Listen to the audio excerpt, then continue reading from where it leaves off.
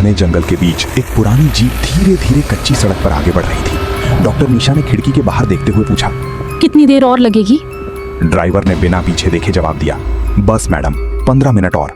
पीछे बैठे डॉक्टर अर्जुन ने अपनी इंस्पेक्शन फाइल बंद की और हल्का सा मुस्कुरा दिए।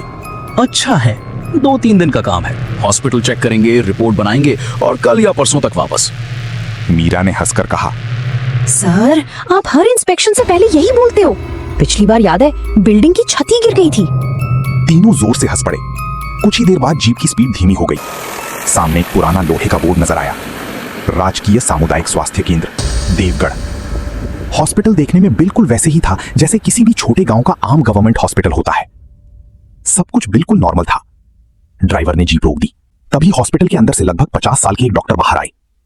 नमस्ते, मैं डॉक्टर शंकर, इस हॉस्पिटल का मेडिकल ऑफिसर। अर्जुन ने हाथ मिलाया। डॉक्टर शंकर उन्हें हॉस्पिटल के अंदर ले गए। Reception, general ward, pharmacy, laboratory, एक जगह दिखाई गई। इंस्पेक्शन शुरू हो चुकी थी। पूरा दिन रिकॉर्ड्स चेक करने, मेडिसिन वेरीफाई करने और इक्विपमेंट देखने में निकल गया। शाम तक अर्जुन ने फाइल बंद करते हुए कहा, ऑनेस्टली हॉस्पिटल एक्सपेक्टेड से काफी अच्छा मेंटेन किया गया है। कोशिश करते हैं सर, रिसोर्सेस कम है लेकिन जिम्मेदारी पूरी। अगली सुबह इंस्पेक्शन फिर से शुरू हो गई। इस बार टीम हॉस्पिटल के साथ साथ गांव का सर्वे करने निकली। गांव छोटा था। दिन भर गांव में घूमते हुए उन्होंने कई लोगों से बात की। सब एक ही बात बोल रहे थे, हॉस्पिटल छोटा है लेकिन डॉक्टर्स ईमानदार हैं। दूसरा दिन भी बिना किसी दिक्कत के निकल गया। तीसरे दिन सुबह तक इंस्पेक्शन लगभग पूरी हो चुकी थी। निशा ने मुस्कुराकर कहा, लगता है इस बार सच में बोरिंग इंस्पेक्शन रहा। कभी कभी बोरिंग होना ही अच्छी बात होती है। लेकिन उसी शाम लगभग 7 बजे मीरा रिसेप्शन के बाहर खड़ी थी। उसकी नजर हॉस्पिटल के गेट के उस पार बाजार पर पड़ी। एक के बाद एक दुकान बंद हो रही थी। जो सड़क आधे घंटे पहले लोगों से भरी हुई थी वो धीरे धीरे खाली होने लगी। मीरा ने हैरानी से निशा को बुलाया। निशा उसके पास आई। क्या हुआ? मीरा ने बाजार की तरफ इशारा किया। नोटिस किया सब लोग इतनी जल्दी घर क्यों जा रहे हैं? निशा ने भी कुछ पल बाहर देखा। सच में पूरा बाजार सिर्फ 10 मिनट में आधा खाली हो चुका था। तभी रिसेप्शन पर बैठी नर्स फाइल समेटने लगी। निशा उसके पास पहुंची। सिस्टर, आज कोई फेस्टिवल है क्या? नर्स ने सिर हिला दिया। नहीं मैडम। नर्स ने एक पल के लिए घड़ी की तरफ देखा, फिर धीरे से बोली, यहां लोग रात होने से पहले घर पहुंच जाते हैं। क्यों? नर्स ने सीधा जवाब नहीं दिया। उसने सिर्फ इतना कहा, यही यहां का नियम है। अर्जुन भी वहां आ गए। क्या हुआ? अर्जुन ने बाजार की तरफ देखा। अब तक सड़क लगभग खाली हो चुकी थी। उन्होंने घड़ी देखी, सिर्फ 7:20 हुए थे। निशा ने भी हां में सिर हिला दिया।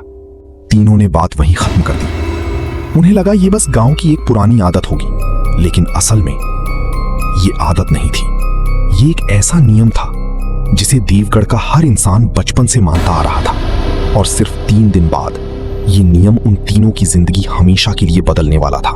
अगली सुबह देवगढ़ गांव एक बार फिर बिल्कुल वैसे ही जिंदा नजर आ रहा था जैसे पिछले 2 दिन था। तीनों फिर अपने काम में लग गए। उस दिन उन्होंने हॉस्पिटल का लगभग हर रिकॉर्ड वेरीफाई कर लिया। दोपहर तक अर्जुन ने संतुष्टि से फाइल बंद कर दी। लेकिन उसी वक्त डॉक्टर शंकर वहां आ गए। सर, एक रिक्वेस्ट थी। अर्जुन ने उनकी तरफ देखा। जी, अगर पॉसिबल हो तो एक दिन और रुक जाइए। कल डिस्ट्रिक्ट से कुछ और फाइल्स आने वाली हैं, उन्हें भी वेरीफाई कर लीजिए। अर्जुन कुछ पल सोचने लगे। वैसे भी उनका शेड्यूल खाली था। उन्होंने हां कर दी। ठीक है, एक दिन और। शाम होते ही हॉस्पिटल का माहौल फिर बदलने लगा। इस बार तीनों ने ध्यान से ऑब्जर्व करना शुरू किया। 6:30 बजे पेशेंट्स कम होने लगे। 7 बजे रिसेप्शन खाली। 7:30 इमरजेंसी के अलावा लगभग हर वार्ड खाली। नर्सेस बिना किसी वजह के बार बार घड़ी देख रही थी। एक वार्ड बॉय जल्दी जल्दी खिड़कियां बंद कर रहा था। निशा उसके पास पहुंची। इतनी जल्दी सब बंद क्यों कर रहे हो? वार्ड बॉय एक पल के लिए रुक गया। उसने इधर उधर देखा जैसे कोई सुन ना रहा हो, फिर धीरे से बोला, मैडम, यहां रात को देर तक जागना अच्छा नहीं होता। क्यों? वार्ड बॉय ने तुरंत नजर झुका ली। मुझे कुछ नहीं पता, और बिना कुछ कहे वहां से चला गया। मीरा ने धीरे से कहा, सब एक ही बात बोलते हैं लेकिन रीजन कोई नहीं बताता। अर्जुन ने गहरी सांस ली। कल सुबह गांव के मुखिया से बात करेंगे। रात 8 बजे बाहर तेज हवा चलने लगी। हॉस्पिटल की पुरानी खिड़कियां हल्की हल्की आवाज करने लगी। कुछ देर बाद अर्जुन पानी लेने रिसेप्शन की तरफ गए। पूरा रिसेप्शन खाली था, सिर्फ एक नर्स रजिस्टर में कुछ लिख रही थी। अर्जुन ने पूछा, बाकी स्टाफ कहां गया? नर्स ने बिना ऊपर देखे जवाब दिया, सब अपने क्वार्टर्स में चले गए। अर्जुन ने घड़ी देखी, सिर्फ 9:10 हुए थे। गवर्नमेंट हॉस्पिटल में इतनी जल्दी इतनी खामोशी? उन्हें थोड़ा अजीब जरूर लगा, लेकिन उन्होंने इस बात पर ज्यादा ध्यान नहीं दिया। रात आराम से बीत गई, ना कोई चीख, ना कोई आवाज, ना कोई अजीब घटना। सुबह सब कुछ फिर से बिल्कुल नॉर्मल था। अगले दिन दोपहर तक डिस्ट्रिक्ट ऑफिस से फाइल्स भी आ गई। वेरिफिकेशन शुरू हो गया। लगभग शाम 5 बजे तीनों रिसेप्शन में बैठे रिपोर्ट कंप्लीट कर रहे थे।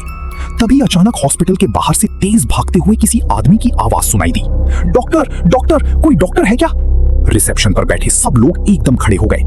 एक आदमी अपनी गोद में लगभग 8 साल के बेहोश बच्चे को उठाए अंदर दौड़ता हुआ आया। उसके कपड़े मिट्टी से भरे हुए थे और आंखों में साफ घबराहट थी। प्लीज मेरे बेटे को बचा लीजिए, इसकी सांस रुक रही है। निशा तुरंत उसकी तरफ भागी।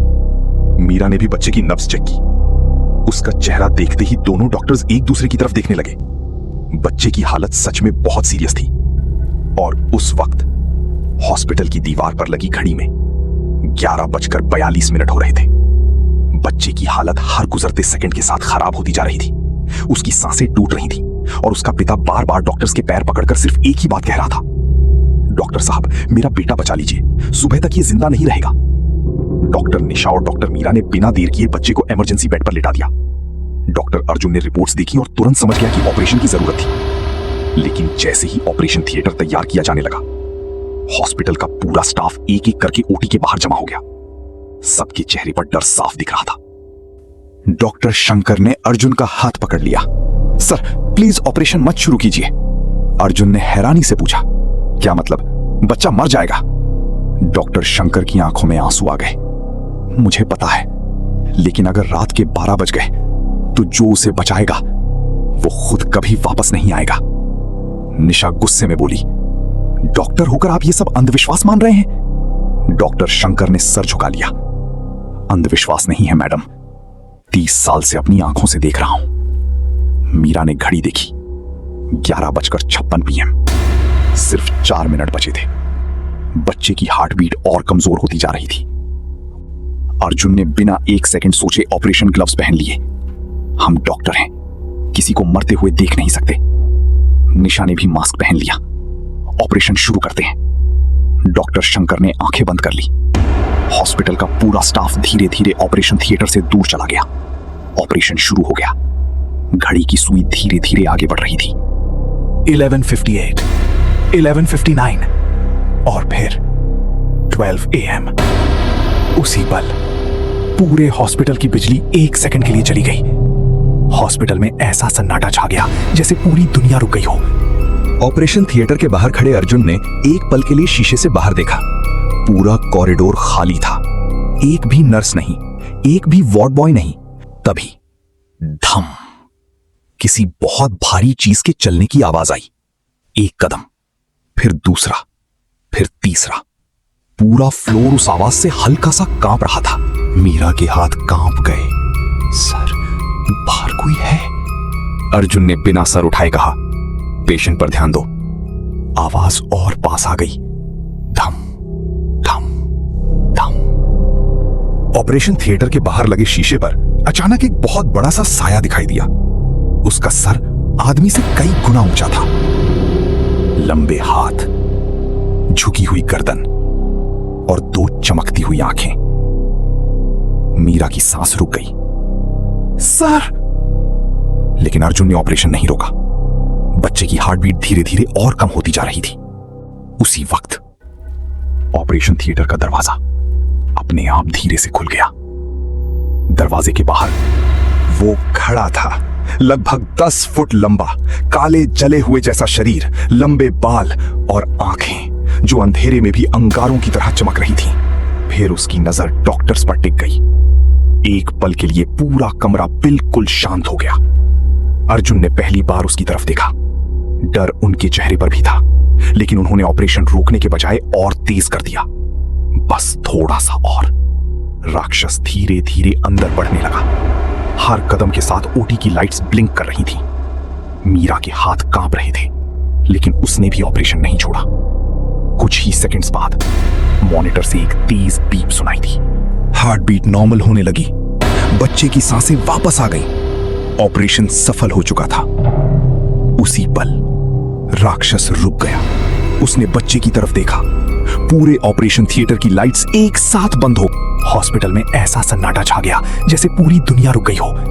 फिर सब कुछ बिल्कुल खामोश। कुछ मिनट बाद जैसे ही सूरज की पहली किरण हॉस्पिटल की खिड़कियों पर पड़ी, बिजली वापस आ गई। हॉस्पिटल का स्टाफ धीरे धीरे ऑपरेशन थिएटर की तरफ भागा। दरवाजा खोला गया। अंदर बच्चा बेड पर जिंदा लेटा हुआ था, लेकिन डॉक्टर निशा और डॉक्टर मीरा दोनों गायब थीं। डॉक्टर अर्जुन एक कोने में बेहोश मिले। होश आने के बाद उन्होंने सिर्फ एक ही बात कही, हमने उस बच्चे की जान बचा ली और उसने अपनी कीमत ले ली। उस दिन के बाद देवगढ़ हॉस्पिटल में कभी किसी ने रात के 12 बजे के बाद किसी मरीज का इलाज नहीं किया। गांव के लोग आज भी उस नियम को मानते हैं, क्योंकि उनके लिए वो सिर्फ एक कहानी नहीं, 2 डॉक्टर्स की कुर्बानी थी।